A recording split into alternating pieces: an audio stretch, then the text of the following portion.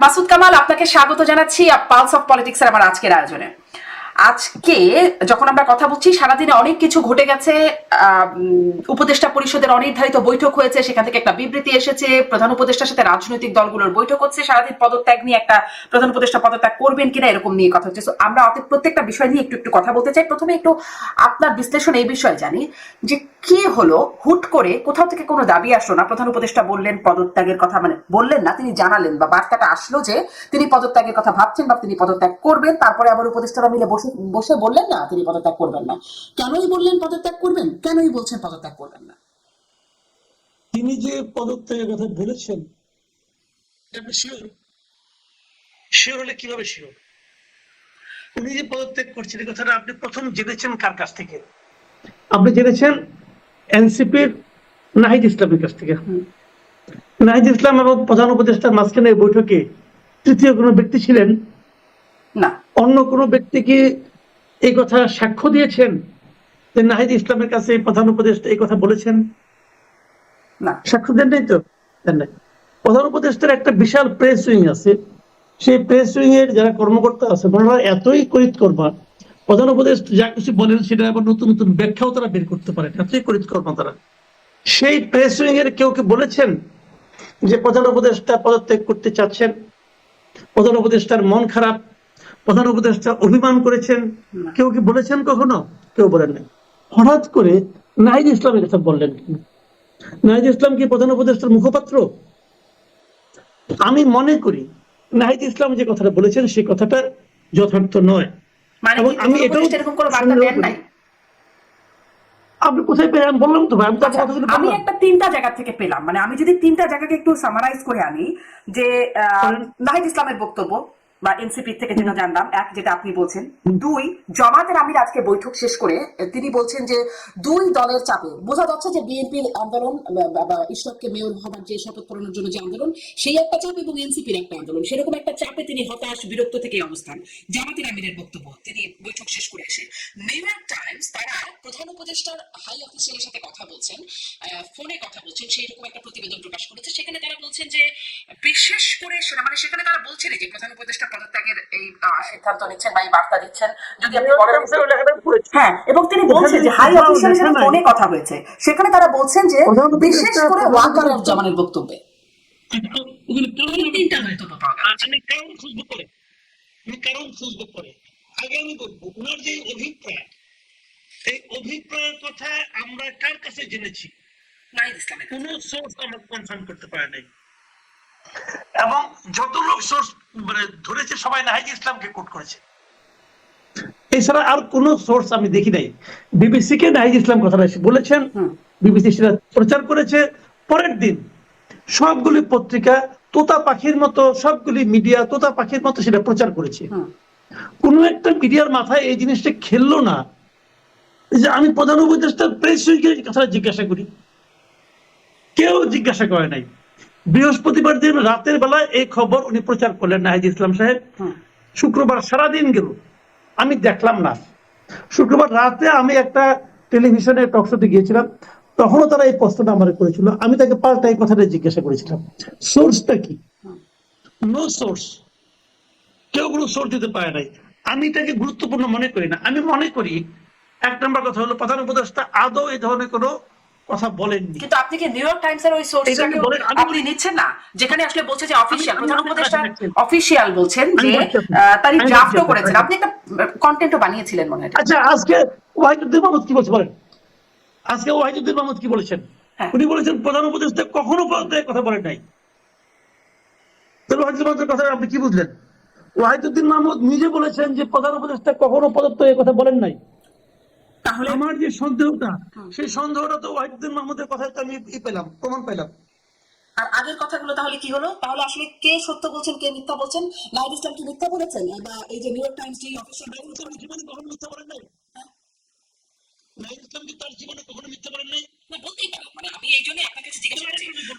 আরেকটা বললো, হ্যাঁ, মানে আপনার তাহলে বিশ্লেষণটা কি? আমি যদি আপনার কনক্লুশনটা জানতে চাই, বা আপনার সামারিটা কি করলেন সেটা যদি জানতে চাই, যে প্রধান উপদেষ্টা এরকম কোনো কথা বলেনি নাই কখনো, এটা আপনার মনে হচ্ছে? মানে নাহিদ ইসলাম যা বললেন, বা নিউ ইয়র্ক টাইমস যে ইউনুসের অফিসে ফোন করে হ্যাঁ হাই অফিসিয়াল কে? তা অবশ্য বলেন নাই, সোর্সটা বলেন নাই, কিন্তু হাই তাহলে অফিস বলছেন। তাহলে কি দাঁড়ালো? আজকে আমি তো আপনার একজনকে কোট করলাম, প্রফেসর ওয়াহিদুদ্দিন মাহমুদ বলেছেন যে উনি পদত্যাগের কথা বলেন নাই। তাহলে এত উপদেষ্টা পরিষদের মানে বৈঠক হতে হলো কেন? সবাই মিলে কি বোঝানোর প্রয়োজন হলো? ভাই রে, সবই নাটক, মান অভিমানের নাটক চলছে এখানে। কথাটা সিম্পল, আমি বলি আপনাকে কি হয়েছে কি না হয়েছে, আমি তো ওখানে ছিলাম না। অবিশ্বাস করাই সাংবাদিক হিসেবে আমার কাজ, যতক্ষণ পর্যন্ত এটাকে আমি কনফার্ম করতে না পারবো। আমি কোনো কনফার্মেশন কারো কাছ থেকে পাইনি। আমি মনে করি এটা রাজনীতি হয়েছে, এটা রাজনীতি হয়েছে। আজকে দেখেন, আমি বলি প্রধান উপদেষ্টার সঙ্গে এর মধ্যে আমার জানার মধ্যে 3টা পলিটিক্যাল পার্টি দেখা করেছে, বিএনপি, জামাত ইসলাম এবং এনসিপি। বিএনপি তার দাবি জানিয়েছে, এগুলো পরে হয়তো আলোচনা করবেন, বিএনপি তার দাবি জানিয়েছে, জামাত তার দাবি জানিয়েছে, এনসিপি সব কথায় একমত হয়েছে। তার মানে এনসিপির কাজই হলো এমন কিছু করা যাতে নাকি প্রধান উপদেষ্টা খুশি হন। তো কাউকে তাহলে প্রধান উপদেষ্টাকে খুশি করতে কি তারা বলেছে? আমি জানি না। বৃহস্পতিবার দিন রাতে বলেছে তারা, বৃহস্পতিবার দিন রাতে এনসিপির নেতা বিবিসি কে বলেছেন। বৃহস্পতিবারের পরের দিন কি ছিল? শুক্রবার। শুক্রবার হলো কিছু কিছু ক্ষেত্রে বাংলাদেশে আন্দোলনের জন্য একটা খুবই উর্বর দিবস। এই দিবসে জুম্মার নামাজের পর বাইতুল মোকাররমে কিছু লোকজন আসেন, বাইতুল মোকাররমের সামনে আসেন কিছু লোকজন থাকেন, তারা চট করে ডাকলে এক জায়গায় মিছিল করে ফেলান। এরকম একটা প্রত্যাশা হয়তো কারো কারোর মধ্যে ছিল যে প্রধান উপদেষ্টা পদত্যাগ করবেন। এই কথা শুনে অনেক লোক জড়ো হবেন, তারা বলবেন, আসবেন, এসে তারা জড়ো হবেন, বলে বলে না পদত্যাগ করা যাবে না, পদত্যাগ করতে দেওয়া হবে না, এগুলি বলবেন, একটা আওয়াজ উঠবে, একটা হাইপ উঠবে। সেটা আনফরচুনেটলি উঠে নাই এই কারণে সময়টা আসলে অ্যাপ্রোপ্রিয়েট ছিল না। এই কথাটা যদি উনি গত সেপ্টেম্বরে বলতেন, ঢাকা শহরে মানুষ ভেঙে পড়তো, না আপনার পদত্যাগ করা চলবে না। কিন্তু এমন এক সময় উনি কথাটা বলেছেন যখন সালাউদ্দিন আহমেদের মতো বিএনপি নেতা বলতে পেরেছেন উনি যদি পদত্যাগ করেন করবেন, এটা ওনার ব্যক্তিগত ব্যাপার। সালাউদ্দিন আহমেদ এই কথা বলার সাহস পাইতো না সেপ্টেম্বরে। এই যে রাজনৈতিক বাস্তবতাটা, রাজনৈতিক পরিবর্তনের যে বাস্তবতাটা, এই বাস্তবতা ডক্টর ইউনূস যত দ্রুত বুঝবেন তত দেশ এবং জাতি এবং ওনার জন্য ভালো। বুঝতে হবে এই সরকার অন্তর্বর্তীকালীন সরকারের উপদেষ্টারা তাদের বাংলাদেশে সাধারণ মানুষের মনে অবস্থানটা এখন কোথায়, এটা ওনাদের বুঝতে হবে। এখন এটা বুঝেই কিনা উপদেষ্টা পরিষদের যে বিবৃতি, সেটাও নিশ্চয় আপনি দেখেছেন, সেখানে একটু কোট করি, যদি পরাজিত শক্তির ইন্ধন এবং বিদেশি ষড়যন্ত্রের অংশ হিসেবে সরকারের উপর আরোপিত দায়িত্ব পালনকে অসম্ভব করে তোলা হয়, তবে সরকার সকল কারণ জনসমক্ষে উত্থাপন করে পরবর্তী সিদ্ধান্ত গ্রহণ করবে। আপনি আসলে এখান থেকে কি বুঝলেন? পরাজিত শক্তির ইন্ধন, বিদেশি ষড়যন্ত্র বলতে কি বুঝছেন? আর সকল কারণ জনসমক্ষে উত্থাপন করা হবে, তাহলে কি এখন কারণগুলো চাপা রাখা হচ্ছে? আচ্ছা, আমি বলছি আপনি জিনিসটা খুব ভালো কথা। এটা কিন্তু আপনাকে যদি লক্ষ্য করবেন, এই যে আওয়ামী লীগ আমলে একটা কথা বলা হতো, কেউ কিছু বললে যদি কারো কথা আওয়ামী লীগ সরকারের পছন্দ না হতো তাহলে বলতো যে মুক্তিযুদ্ধের চেতনা বিরোধী কথাবার্তা বলছে তারা। এটা একটা ট্যাগ, একটা পলিটিক্যাল ট্যাগলাইন। এই সরকার আরেকটা ট্যাগলাইন পেয়েছে যে পরাজিত শক্তির সমর্থক। আচ্ছা, কেউ একটা কথা বললো, যে কথাটা সরকারের পছন্দ হলো না, সরকার কি করে প্রমাণ করবে যে এই কথাটা পরাজিত শক্তির সমর্থক সে? এখন সরকারের অপছন্দনীয় সব কথাই কি পরাজিত শক্তির, ফ্যাসিস্ট শক্তির সমর্থকরা করবে? আচ্ছা, একটা কিছু করলো, মনে করেন আমি বললাম যে করিডোর দেওয়া ঠিক হবে না, তাহলে কি আমি একটা বিদেশি শক্তির সমর্থক হয়ে গেলাম? আমি যদি উল্টা বলি আপনি করিডোর দিচ্ছেন, এইটা একটা বিদেশি শক্তিকে সমর্থনে করছেন কাজটা, তাহলে আপনি প্রমাণ করবেন কিভাবে? এইগুলি হলো জানেন ট্যাগ দেওয়া। এবং তারপরে বলছেন তাই যদি হয় তাহলে তারা সমস্ত কথা জনগণের কাছে প্রকাশ করবে, করে যা করণীয় তাই করবে। তো জনগণের কাছে প্রকাশ ওই দিন করার দরকার কি? আজকেই করেন না। আজকে করতে সমস্যাটা কি? যদি আপনি বুঝেন যে কেউ পরাজিত শক্তির সমর্থক হিসাবে কিছু একটা করছে, শুরু করেছে, আপনি তখনই করেন। যদি আপনি বুঝেন যে কোনো একটা বিদেশি শক্তি, এগুলো হলো জানেন, এগুলো হলো আগে একটা অজুহাত দেওয়া, অথবা ওনারা কিছু একটা করতে চাচ্ছেন, সেই করতে চাওয়ার জন্য আগে ভাগে একটা অজুহাত তৈরি করে রাখা। এগুলি কোনো ভালো নমুনা নয়। রাষ্ট্র চালানোর ক্ষেত্রে এগুলি ভালো নমুনা নয়। পরাজিত শক্তির সমর্থকরা আপনাকে ডিস্টার্ব করতেই পারে, অস্বাভাবিক কি? তাদেরকে আপনারা পরাজিত করেছেন, তারা কি খুব হ্যাপি হয়েছে নাকি? তারা তো আনহ্যাপি হতে পারে, তারা তো চেষ্টা করতেই পারে। তো এই জন্য আপনি সব কাজ কাম বন্ধ করে দেওয়া, জনগণের কাছে যাবেন, তাহলে এখনই যান। জনগণের কাছে যাওয়ার কিন্তু আমার কোনো আপত্তি নাই। আপনি জনগণের কাছে যে কোনো সময় যাইতে পারেন, এবং এই যাওয়াটাই উচিত। আপনারা জনগণের কাছে যান না, এটা নিয়ে তো জনগণের আপত্তি। আমার এখানেও প্রশ্ন, জনগণ কি জনগণের বলছে? কাছে যাবেন কি করে তারা? জনগণকে বলবে যে আমরা এই করিডোরটা দিতে চাই একটা মহৎ উদ্দেশ্যে, আমাদেরকে কেউ দিতে দিচ্ছে না। এইগুলো আসলে ভাই, এইগুলি কোনো ঘটনা না। আমি ঘটনাটা বলি, আপনি প্রত্যেকটা কথা একটা করে বলবেন, আমি একটা করে উত্তর দেবো, কিন্তু কোনো সমাধানে আপনিও পৌঁছবেন না, আমিও পৌঁছবো না। আমি মূল সমস্যাটা বলি। মূল সমস্যাটা হলো, গত কয়েকদিন আগে কেউ কেউ বলেছেন তো ডিসেম্বরে নির্বাচন চাই, বলেছেন তো করিডোর দেওয়া যাবে না, বলেছেন তো মব ভায়োলেন্স বন্ধ করতে হবে, বলা তো হয়েছে। তাদেরকে যদি ওইভাবে কেউ উল্লেখ করে যে তুমি হাসিনার দালাল, তুমি ইন্ডিয়ার দালাল, দুটাই কিন্তু কমন পড়ে। পরাজিত শক্তিও পড়ে, বিদেশি শক্তিও পড়ে। সেইভাবে যদি কেউ বলে, উল্লেখ করতে চান আপনি, তার জন্য আপনি একটা পথ বানাইলেন। আপনি দেখবেন গত 2-3 দিন এই পিনাকি ভট্টাচার্য, ইলিয়াস হোসেন, এদের টকশোগুলি দেখবেন, এদের অনুষ্ঠানগুলি দেখবেন, তারা কিন্তু এই ন্যারেটিভটা তৈরি করতেছে। এবং আমি খুব বিস্ময়ের সঙ্গে লক্ষ্য করি, ওখানে যে ন্যারেটিভটা তৈরি হয় সেটাই আমাদের এখানে উচ্চারিত হয়। প্রাতিষ্ঠানিকভাবে সেটাকে এক ধরনের সাপোর্ট দেওয়া হয়। এটা আনফরচুনেট। আমি একটা বেসিক কথা বলি, শোনেন আমার দুঃখটা কোথায় আমি বলি আপনাকে। আমি সবসময় একদম আমার হৃদয় দিয়ে বিশ্বাস করি যে এই দেশকে, এই জাতিকে অগ্রসর করতে হলে ঐক্যবদ্ধ করতে হবে। আমি বিশ্বাস করি যে বিভক্ত জাতি কখনো অগ্রসর হতে পারে না। আমাদের দুর্ভাগ্য হলো, আমরা আওয়ামী লীগের 15 বছরে দেখেছি, আওয়ামী লীগ খুব সচেতন ভাবে জাতিকে বিভক্ত করার চেষ্টা করেছে। তারা কিছু হলেই স্বাধীনতা বিরোধী চক্র, স্বাধীনতা চেতনা বিরোধী আওয়ামী লীগ, তারা বলতো যে বিএনপি জামাত চক্র, বিএনপি জামাতের অগ্নি সন্ত্রাস, আগুন সন্ত্রাস, এগুলো বলে বলে দেশটাকে দুটো ভাগ করে দিয়েছিল। তখন আমি বলতাম যে বিএনপি জামাতের যারা লোক আছে, সমর্থক আছে, তাদেরকে আপনার দেশ থেকে বের করে দিবেন, তাদেরকে বঙ্গোপসাগরে ফেলে দিবেন? আপনি পারবেন না তোর ভাই। আমার এক আত্মীয় বিএনপি করে, আরেক আত্মীয় আওয়ামী লীগ করে, আরেক আত্মীয় জামাত করে। আমার বাড়িতে কোনো প্রোগ্রাম হলে আমি 3 আত্মীয় দাওয়াত দিই, 3 আত্মীয়ের প্রোগ্রামে আমি যাই। 3 আত্মীয় 3 রাজনৈতিক মতাদর্শী, বা 3 আত্মীয় আমার আত্মীয়, 3 আত্মীয় এই দেশের অধিবাসী, 3 আত্মীয়কে নিয়ে আমার চলতে হবে। সেই কাজটা আমরা ভেবেছিলাম এই সরকার এসে করবে, দেশটাকে ঐক্যবদ্ধ করবে। আনফরচুনেট হলো, সেই অনৈক্যের যে ধারা আমরা ওই সময় দেখেছি, সেটা এই সময় এসে আরো তীব্র হয়েছে। এইভাবে আপনি দেশকে অগ্রসর করতে পারবেন না, কথা পরিষ্কার ভাই। এখন মানে তাহলে আপনি কি মনে করেন, তাহলে কি মনে করেন এখন তাহলে কি হবে? আপনি যে কনক্লুশনটা দিচ্ছেন যে সেই অনৈক্যটা আরো তীব্র হয়েছে, আমি নিউ ইয়র্ক টাইমস এর প্রতিবেদনেও দেখছিলাম যে এখন এসে এমন পরিস্থিতি যেটা আসলে এই ঐক্যবদ্ধ করাটা একরকম অসম্ভব একটা জায়গায় চলে গেছে। তাহলে আসলে কি হবে? ঐক্য যদি না হয় তাহলে কি হবে? না, কথাটা এটা না, এই ঐক্যটা এখন করা অসম্ভব হয়ে গেছে, কথাটা এটা না, এটা অসম্পূর্ণ বাক্য। সম্পূর্ণ বাক্য হলো এই অনৈক্যকে ঐক্যের মধ্যে আনা এদের পক্ষে অসম্ভব হয়ে গেছে। তো যদি আমি ঐক্যটা চাই, তাহলে আমি এদেরকে চেঞ্জ করবো, কথা পরিষ্কার।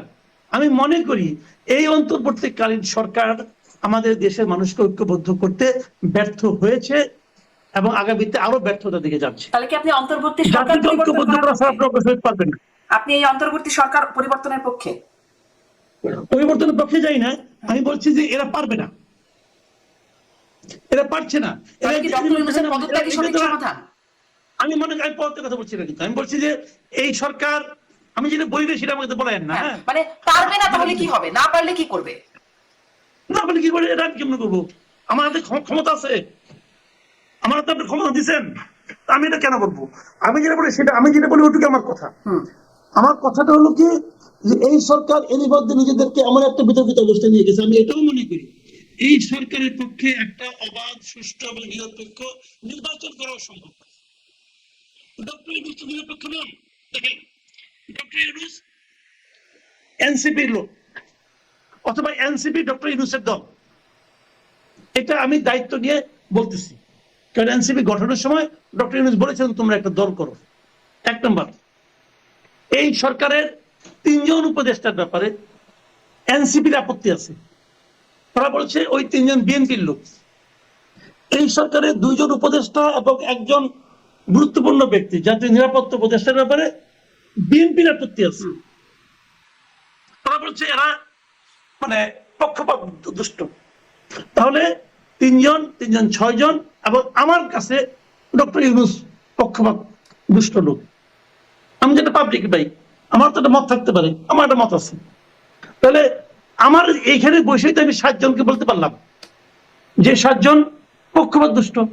তো যে সরকারের 7 জন উপদেষ্টা পক্ষপাত দুষ্ট, সেই সরকারের অধীনে নির্বাচন যদি হয়, সেই নির্বাচন তো নিরপেক্ষ হবে না, নিরপেক্ষ হইতে পারে না।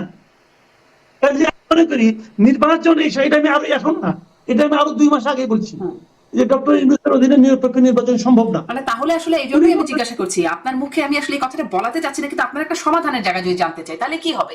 এই সরকারের অধীনে যদি নিরপেক্ষ সরকার সম্ভব, মানে নিরপেক্ষ নির্বাচন সম্ভব না হয়, জনাব সালাউদ্দিন আহমেদ যদি বলছেন যে ডক্টর ইউনূস চাইলে চলে যাবেন, বিকল্প জনগণ বেছে নেবে, বিকল্প কি? হ্যাঁ, জনগণ জানে, জনগণ বেছে নেবে। আপনিও জনগণের এই প্রতিনিধি হিসেবে অনেক কথাও বলেন, বা এখন আমি তো বলতে পারবো বিকল্প কি, আমি তো অত বড় মানুষ না ভাই, আমি ছোট মানুষ।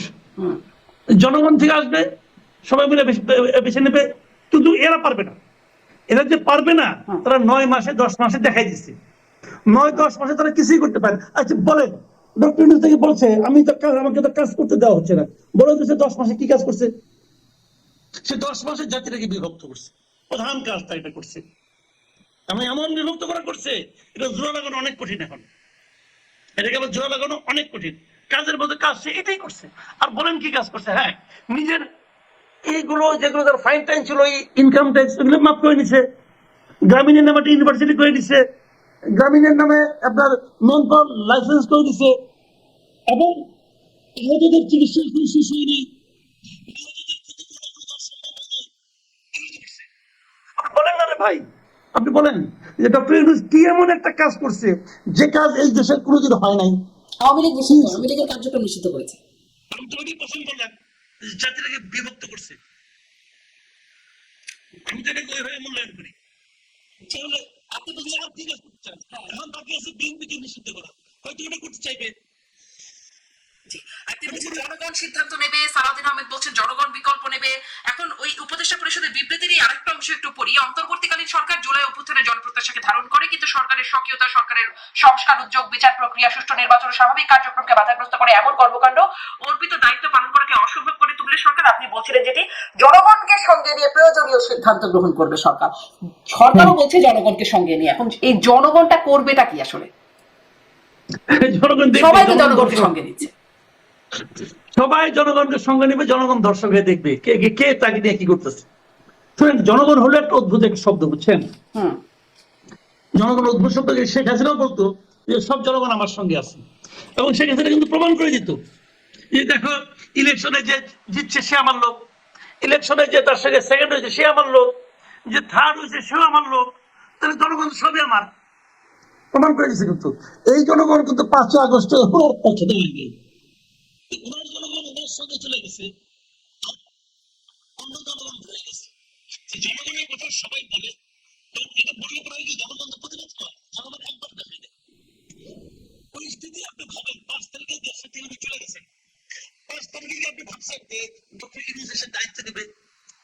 5 তারিখে কি আপনি ভাবছেন যে এখানে নূরজাহান বেগম এসে স্বাস্থ্য উপদেষ্টা হবে? ভাবছেন আপনি? পাইছেন তো এদেরকে। তো ওরকম হয়ে যায়, পরিস্থিতি বলে দিবে কাকে দায়িত্ব নিতে হবে, কে কোন কাজ করবে। আবার ওখানেও ভুল হইতে পারে, ভুল হলে আবার যাবে সে। কেউ এই পৃথিবীতে কেউ অপরিহার্য না রে ভাই। এই পৃথিবীতে সবাই মনে করে আমি অপরিহার্য। শেখ হাসিনাও বলতো তার কোনো বিকল্প নাই, শেখ হাসিনার বিকল্প দেশে আছে, কোনো সমস্যা নাই।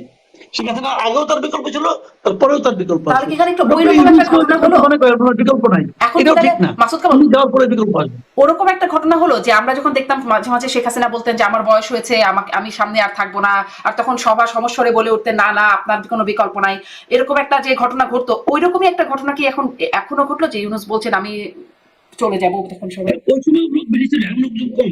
এখন তো এনসিপি ছাড়া আর কেউ করে না।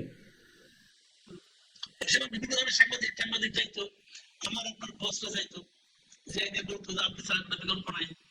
মুখে মুখে হয়তো বলতো যে না আপনি মরবেন না, আপনি অমর, বলতো ওনারা। এখন ওরকম বলে না কেউ। আর বললো এক এনসিপি বলে, এনসিপি হইতে বাইরে এসে মন খারাপ করে বলে যে স্যার তো মন খারাপ করছে, স্যার যে কোনো সময় পদত্যাগ করতে পারে। এটা শুনে ভাবে যে হয়তো অনেকে আসবে, কেউ আসে নাই, কি করবে না। স্যারের অবস্থান আগের মতো নাই তো। তাহলে এখন এই পুরো ঘটনা থেকে ফলাফলটা কি হলো, বা যদি বলি লাভ কি হলো বা ক্ষতি কি হলো, সেটার একটা বিশ্লেষণ যদি জানতে চাই। যে ওই যে আপনি যেটি বললেন, এরাও বলছে 3 ওরাও বলছে 3, 3-3 কাটাকাটি, দুই পক্ষের দুজন 3-3-3, মানে দুটাই কাটাকাটি হয়ে গেল। ডক্টর ইউনূস বললেন পদত্যাগ করবেন, তিনিও এখন আর করছেন না। তাহলে এই পুরো যে ঘটনা চক্র হলো, তারপরে ফলাফল কি হলো, লাভ কি হলো, এতগুলো সময় এত চর্চা আলোচনা? কিছুই হলো না ভাই, কিছু হলো না। বলি আপনাকে হলো না, এটাও নেই। অযোগ্য লোকের হাতে দায়িত্ব পড়েছে। যখন অযোগ্য লোকের হাতে দায়িত্ব পড়ে, যেমন ধরেন আপনি আমাকে একটা কিছু মেরামত করতে দিলেন, একটা মানে আপনার ধরেন কম্পিউটার নষ্ট হয়ে গেছে, আপনি আমাকে দায়িত্ব দিলেন ঠিক করেন। আমি তো এর কাজটা বুঝি না, আমি কি করবো? এই স্ক্রু খুলবো, ওই স্ক্রু খুলবো, খুলে আবার লাগাবো, হ্যান করবো ত্যান করবো। কম্পিউটার কিন্তু ভাই ঠিক হবে না, কারণ আমি এই এই মানে ঠিক করার লোকটা আসলে না। যারা এখানে এসেছেন তারা কেউ কিছুই যায়, এটা ইউনূস প্রথম দিনই বলছিলেন যে আমরা এই কাজের লোক না, আমরা এসেছি, আমরা যেখানে ছিলাম ওই কাজটাই এনজয় করতাম, ওই কাজটাই ভালো পারতাম, তারপর আমরা এসেছি করার জন্য। তো এই কম্পিউটার ওনারা ঠিক করতে পারবেন না। ওনারা 8-9 মাসে ঠিক করছেন ওই একটা স্ক্রু খুইলা লাগানো আর একটা স্ক্রু খুইলা রাখা, এছাড়া ওনারা কিছু পারেন না, কিছুই করতে পারেন নাই, কিছুই করার চেষ্টাও করতে পারেন নাই, কোন স্টেপও নিতে পারেন। আমি বললাম তো ভাই, আমি একটা বোকার মতো ভাবছি অনেক সময়, এই যে ডক্টর ইউনূস আসবে, দেশ মনে হয় বিদেশি ডলারে ভরে যাবে। ওনার কত পরিচিত লোকজন আছে, হ্যান আছে তেন আছে, আসছে ডলার, আসছে। সুইজারল্যান্ডে গেছিলেন, সুইজারল্যান্ড থেকে ফেরার 3 দিন পরে যে সাহায্য অস্ত্র বন্ধ হয়ে গেছে। এই তো হয়েছে ভাই, দেখছি তো। শেয়ার বাজার নিয়ে আলোচনা হচ্ছে, শেয়ার বাজার নাকি লুটপাট করে ফেলে দরবেশ কে আছে আওয়ামী লীগের একজন। এই গভর্নমেন্টের দরবেশটা কি? শেয়ার বাজার শুনে এখনো নাকি লুটপাট হয়ে গেছে, এখান থেকে নাকি 90,000 কোটি টাকা চলে গেছে, শুনে এইগুলো আলোচনা তো হচ্ছে। তাহলে কি হইলো? ক্যাপেবল লোক না, তারা এই কাজগুলির লোক না। 2-1 জন লোক ছাড়া, উপদেষ্টাদের মধ্যে 2-1 জন লোক ছাড়া আমি বাকিদেরকে ক্যাপেবল মনে করি না। তারা এখানে অবসর বিনোদনের জন্য আসছেন, আর যার যার কাজগুলি করতে আসছেন। কারা সেই ইউনূস সাহেব প্রথমে ওনার কাজগুলি করে দিয়েছেন। কারা উপদেষ্টা যারা কেপেবল? যেমন ভালো করেছেন কি আমি বলি আপনাকে, ভালো করতেছেন আমার বিবেচনায় সালেউদ্দিন আহমেদ, অর্থ উপদেষ্টা। ভালো করতেছেন ওই যে ফজলুল কবির খান, যিনি আছেন যোগাযোগ উপদেশ, যোগাযোগ জ্বালানি, উনি ভালো করতেছেন, উনি ক্যাপাবেল, উনি খুবই, উনাকে আমি বেস্ট অ্যাডভাইজার মনে করি আমার বিবেচনায়। কেন আমি যে বুঝি উনি ভালো করছেন। উনি সড়ক যোগাযোগ এবং ওনার হাতে অনেকগুলো সড়ক, রেলওয়ে এবং জ্বালানি, 3টা ক্ষেত্রে উনি ভালো করছেন, এটা আমি যতটুকু বুঝি। বাণিজ্য উপদেষ্টা আগেরটা ছিল অথর্ব, উনি তো দায়িত্ব ছেড়ে দিয়েছেন। সালাউদ্দিন সাহেব বাণিজ্য ছিল, কিন্তু সালাউদ্দিন সাহেব অর্থ মন্ত্রণালয় ভালো করছেন, বাণিজ্য ভালো করতে পারছিলেন না। বাণিজ্য যাকে আনা হয়েছে এই ভদ্রলোক আমার বিবেচনায় সে এখন স্মার্টলি কাজ করতেছেন। আহামরি কিছু করছেন তাই আমি বলবো না, ম্যাজিক দেখাচ্ছেন না, কিন্তু উনি যা করছেন মোটামুটি ভালোই করছেন। আমি মোটামুটি তিনজনের নাম বললাম, বাকিদের নামের বলার ক্ষেত্রে আমার অসুবিধা আছে। আমি মনে করি যে তাদের অনেকেরই দেখানোর অনেক কিছু বাকি আছে, তারা দেখাতে পারতো কিন্তু তারা সেটা পারে নাই।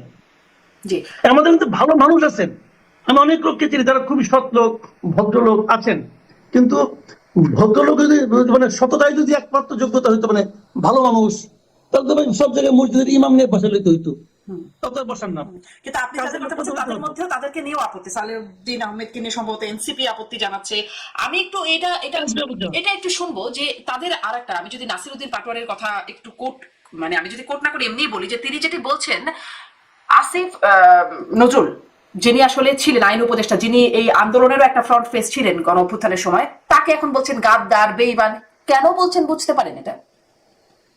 এটা হলো জানেন, ওনাদের দুই তিনজন পীর আছে বিদেশে, পীর সাহেবরা বলছে জীবনে কোনোদিন কোনো পীরের মুরিদ হয়েছেন?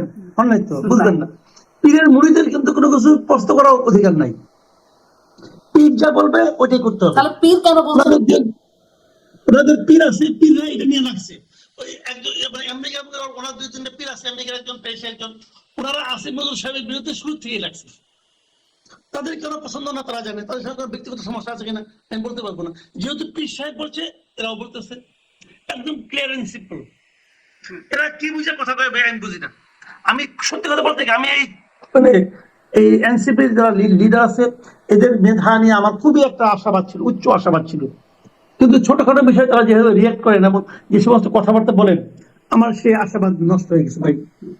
আমি দেখতেছি যে ওরা আসিফ নজরুল যেভাবে বলতেছেন, আমি মনে করি না এটা খুব অ্যাপ্রোপ্রিয়েট। কিন্তু তাহলে এটা আপনি বুঝতে পারছেন না যে পীর সাহেবরা কেন বলছেন এই কথা, এটা বোঝার উপায় নেই।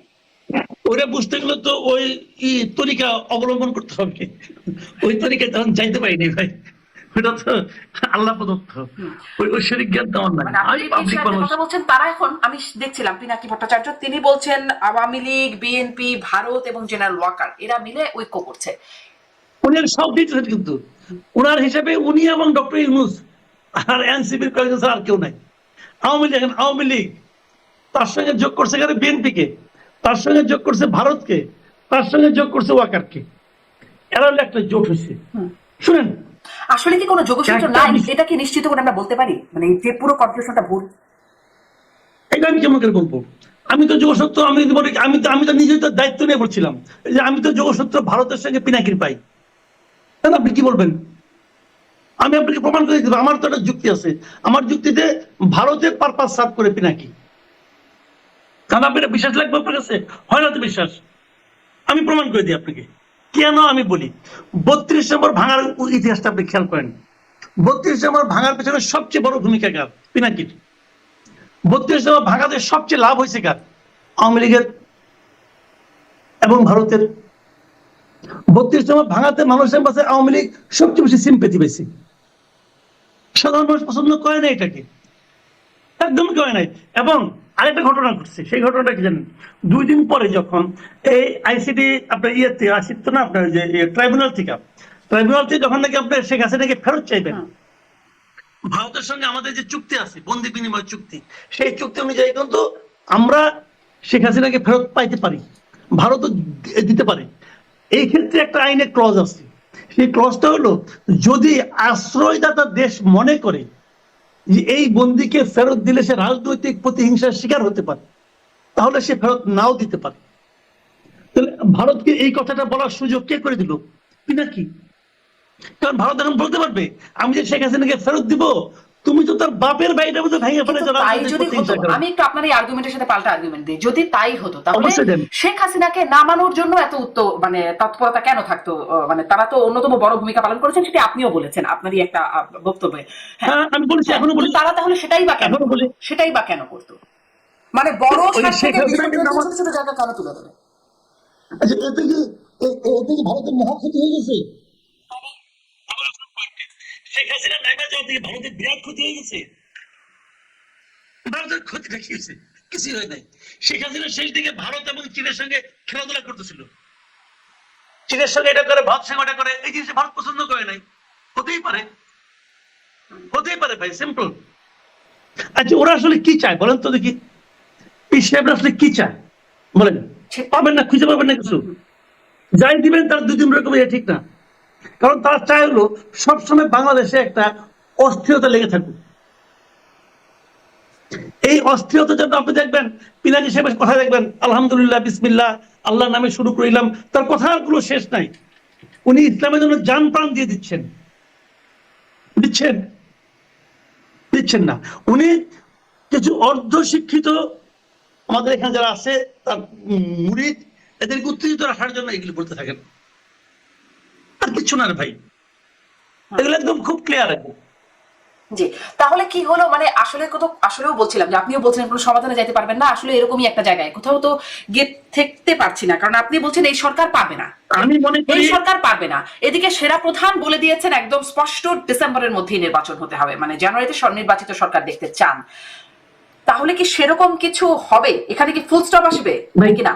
কি হবে আমি জানি না, তবে আমি যেটা মনে করি এখন কিছু একটা হওয়ার শুরুটা হবে, এই সময় কিছু একটা হওয়ার শুরুটা হবে, কিছু একটা শুরুটা হবে। সবাইকে বুঝতে হবে, সবাইকে বুঝতে হবে একটা জিনিস, যে আমি যা চাই সেটি একমাত্র সমাধান না। প্রত্যেকটা মানুষের, প্রত্যেকটা দলের, প্রত্যেকটা গোষ্ঠীর নিজস্ব কিছু চাওয়া থাকতে পারে। সবগুলি চাওয়ার একটা সম্মিলন ঘটে। আমি যে সিদ্ধান্ত নেই যে আমি অন্য কারো কোনো কথা শুনবো না, আমারটাই চলবে, তাহলে এটাই হলো স্বৈরাচারী আচরণ। এই আচরণ থেকে, এই চিন্তা থেকে সবাইকে বেরিয়ে আসতে হবে। সবাইকে চিন্তা করতে হবে দেশটা আমার না, দেশটা আমাদের, এবং সবাইকে নিয়ে চলতে হবে। যতক্ষণ পর্যন্ত সবাইকে না নিয়ে আপনি চলতে পারবেন, ততক্ষণ পর্যন্ত আপনি যেটাই করেন না কেন সেটাই ভালো কিছু হবে না। এটা তো আপনি খুব সুন্দর কথা বলছেন, যেটা উচিত সেটা বলছেন, কিন্তু উচিত তো সবাই আসলে উচিত কাজটা এভাবে করে না।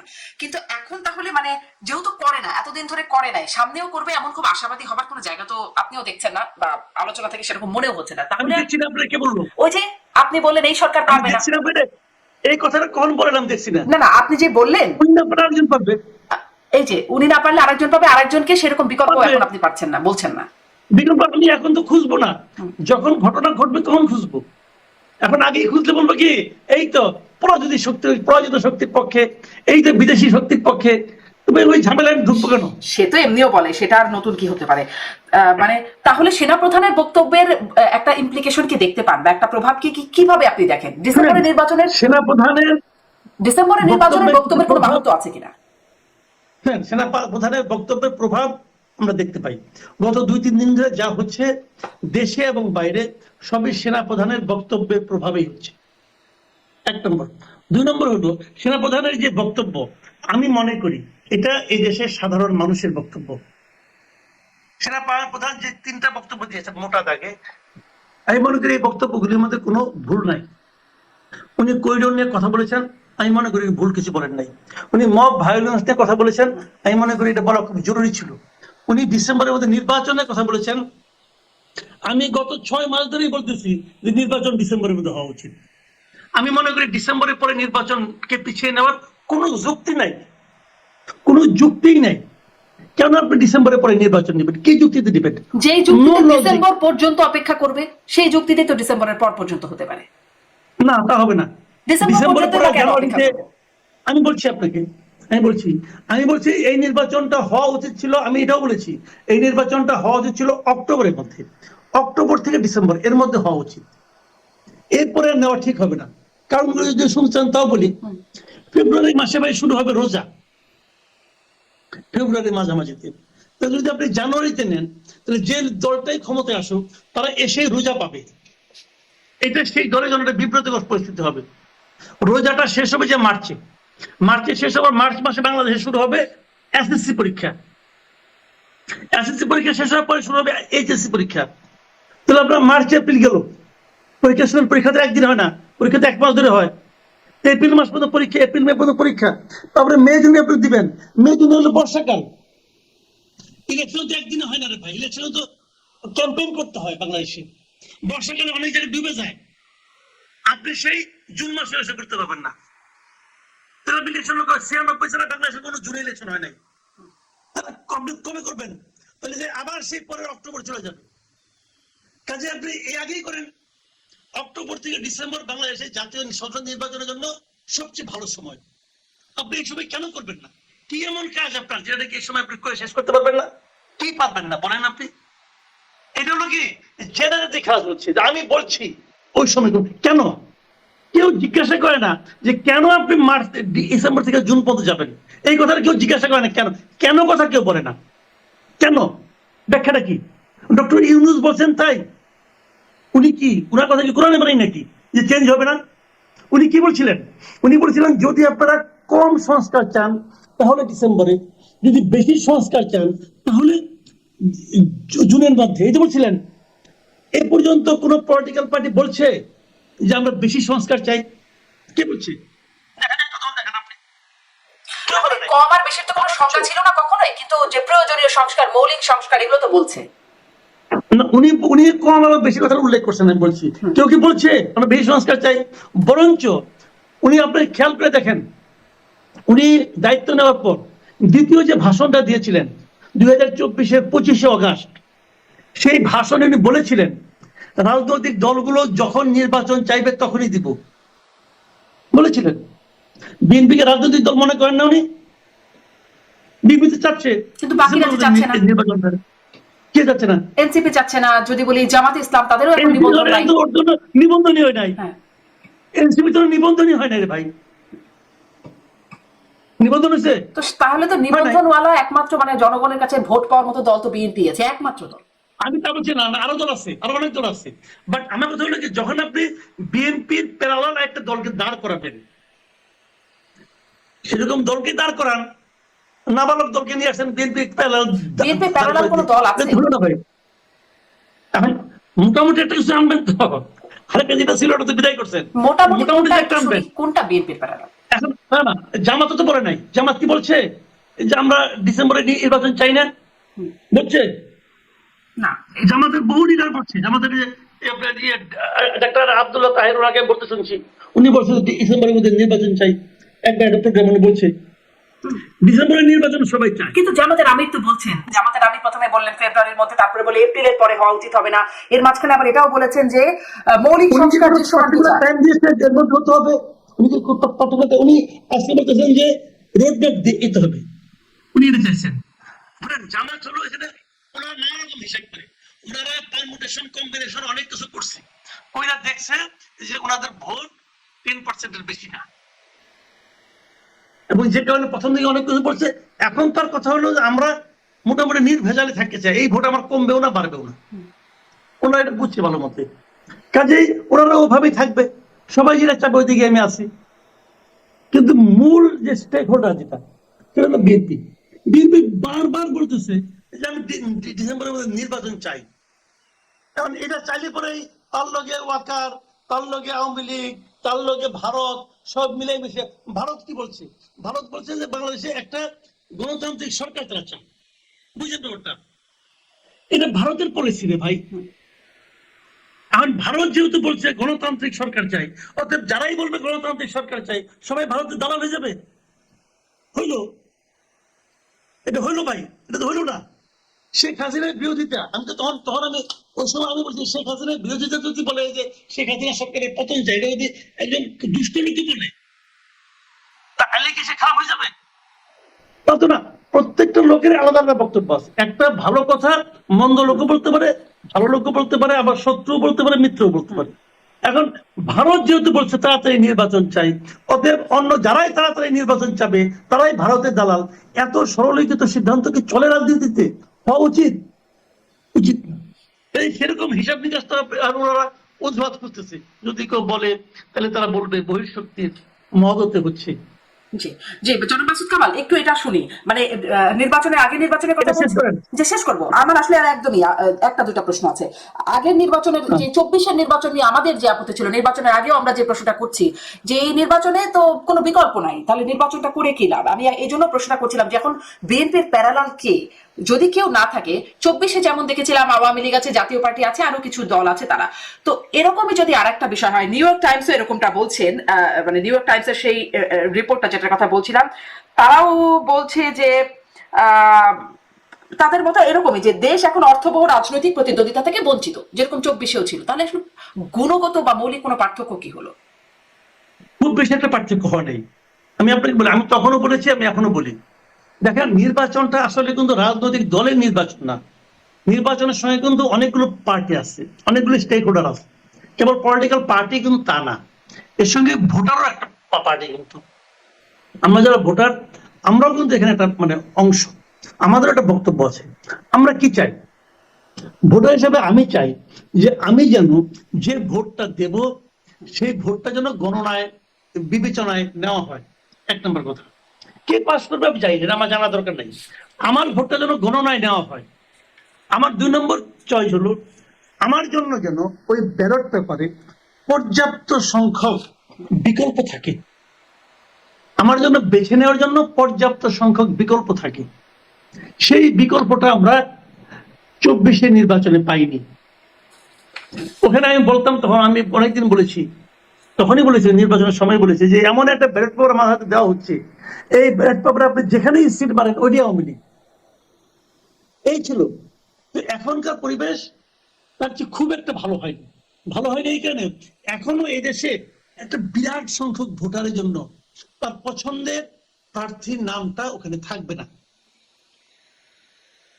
রাখার কোনো সুযোগ নেই। তো এখনো আমাদের কাছে পর্যাপ্ত বিকল্প নেই।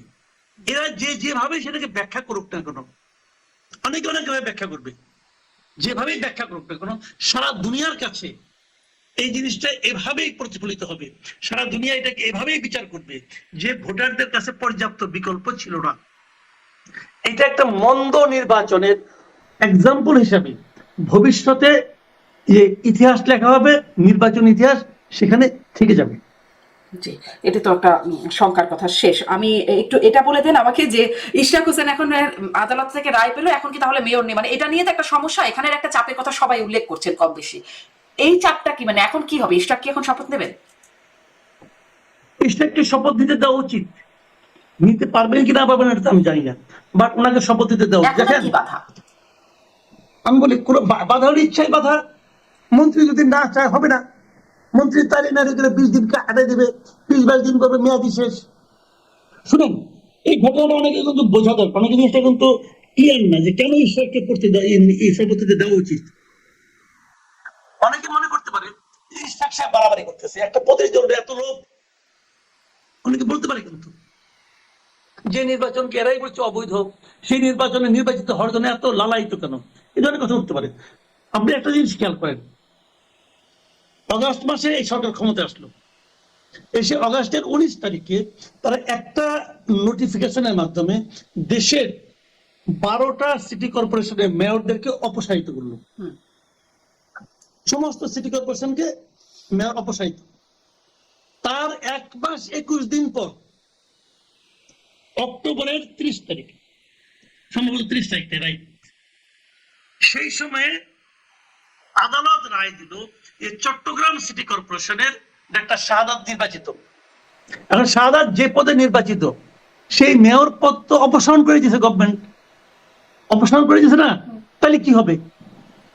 তারও প্রায় 7-8 দিন পরে গভর্নমেন্ট ওই যে 19শে অগাস্ট যে প্রজ্ঞাপনটা জারি করছিল, সবাইকে বাতিল করে দিয়েছিল, সেই প্রজ্ঞাপনে একটা সংশোধন আনলো। সংশোধনে বললো যে 11টা সিটি কর্পোরেশনের মেয়রকে অপসারণ করা হয়েছে, চট্টগ্রামকে না। তাহলে যদি চট্টগ্রামকে অপসারণ না করা হয়ে থাকে, তাহলে খেয়াল করেন কিন্তু, তাহলে এই যে প্রায় 2 মাস সময়, তাহলে চট্টগ্রামের মেয়র তো থাকা উচিত ছিল রেজাল্ট করে। আপনি এই তখন বুঝাই গেল ওটা একটা শাহাদাতকে অ্যাকোমোডেট করার জন্য তারা ওটাকে চেঞ্জ করলো। যে তারা বললো যে 19শে আগস্টে সেই প্রজ্ঞাপনটা একটু সংশোধন করা হয়েছে, সংশোধন করে শাহাদাত সাহেবকে জায়গা করে দিল। শাহাদাত সাহেব শপথ দিলেন, নিয়ে এখনই চট্টগ্রামের মেয়র হিসেবে আসেন।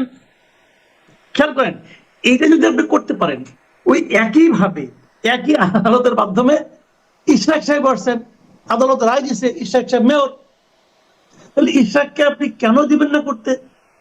কেন আপনি তাকে শপথ দিতে দিবেন না? দিবেন না হলো এই কারণে যে শাহাদাতকে বিএনপি বহিষ্কার করছিল।